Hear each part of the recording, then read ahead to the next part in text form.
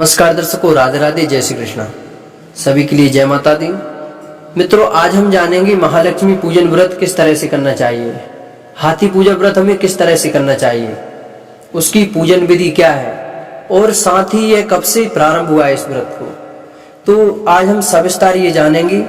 देखिए, इस व्रत का इतिहास मिलता है हमें ऐतिहासिक ग्रंथ महाभारत में। एक बार वेदव्यास जी हस्तिनापुर पधारे। उनका आगमन सुन महाराज धृतराष्ट्र उनको आदर सहित अपने राजभवन में ले गए और स्वर्ण सिंहासन पर विराजमान कर उनका स्वागत सत्कार किया।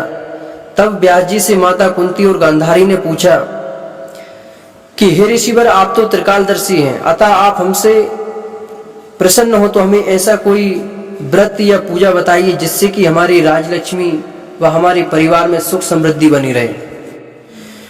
तब रानी गांधारी और माता कुंती के इस प्रकार वचन सुनकर वेदव्यास जी कहने लगे, हम आज ऐसे व्रत व पूजन का वर्णन करेंगे आपके समक्ष जिससे सदा आपके घर में लक्ष्मी जी का वास होगा और सुख समृद्धि की वृद्धि होगी।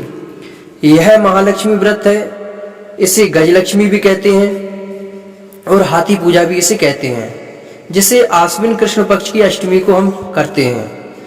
तो देखिए किस तरह से इस व्रत को करना चाहिए। तो व्यास जी ने बताया कि बड़े ही भक्ति भाव से, एकाग्र चित्त से हमें इस व्रत को करना चाहिए। अब हम जानेंगे कि इसकी पूजन विधि क्या है। देखिए, किसी भी हम व्रत करते हैं, उपवास करते हैं, पूजा पाठ करते हैं, तो यदि हम शास्त्रोक्त विधि से कोई भी कार्य करते हैं तो उसका अधिक फल होता है। इसलिए हमें कोई भी पूजन करनी चाहिए तो शास्त्र विधि के अनुसार ही करनी चाहिए।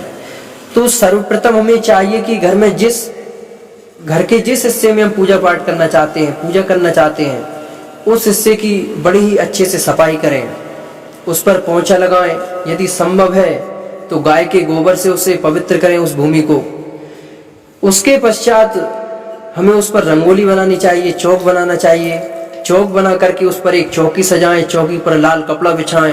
उस लाल कपड़े के ऊपर चावल रखें, एक चावल की ढेरी, और चावल की ढेरी के ऊपर कलश को विद्यमान करें। कलश को विराजमान करके उसी के पास में एक कमल बनाना चाहिए जिस पर माता लक्ष्मी को विराजमान करने चाहिए। इस व्रत में विशेषकर हाथी की पूजा होती है, तो हमें चाहिए कि हम या तो अपने घर पर ही हाथी का निर्माण करें मिट्टी का, या बाजार से ला करके उसे सुंदर सजा करके। और इस व्रत की कथा में एक और वर्णन आता है कि यदि हम हाथी को स्वर्ण आभूषण से सजाकर पूजा करते हैं, किसी भी प्रकार का स्वर्ण आभूषण हो, तो उस पूजा का अधिक महत्व होता है, बहुत फलदायी होती है वह पूजन। माता लक्ष्मी के समक्ष एक श्रीयंत्र रखें, उसकी हल्दी कुमकुम से पूजा करें। अब हम जानेंगे माता लक्ष्मी को प्रसाद में क्या अर्पित करें। देखिए, प्रसाद हमें किस चीज का चढ़ाना चाहिए। यदि हम केसर युक्त खीर बना करके माता लक्ष्मी को प्रसाद चढ़ाते हैं तो उससे माता लक्ष्मी अधिक प्रसन्न होती है।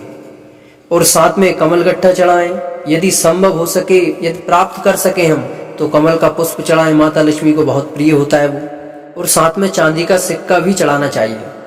और कहीं कहीं ऐसा भी वर्णन आता है कि लक्ष्मी जी को कौड़ी भी चढ़ानी चाहिए, जो कौड़ी होती है सफेद। तो इस तरह से माँ लक्ष्मी की पूजा करें।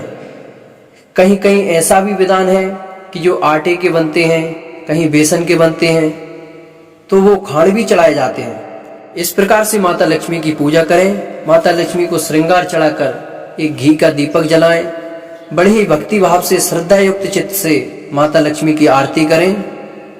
इस प्रकार से महाभारत में बताया गया यह व्रत सभी प्रकार के मनोरथों को पूर्ण करने वाला है। जो इस व्रत को करते हैं, माता लक्ष्मी सदैव उन पर अपना वरद हस्त बनाए रखती हैं, उनके घर में सदैव वास करती हैं।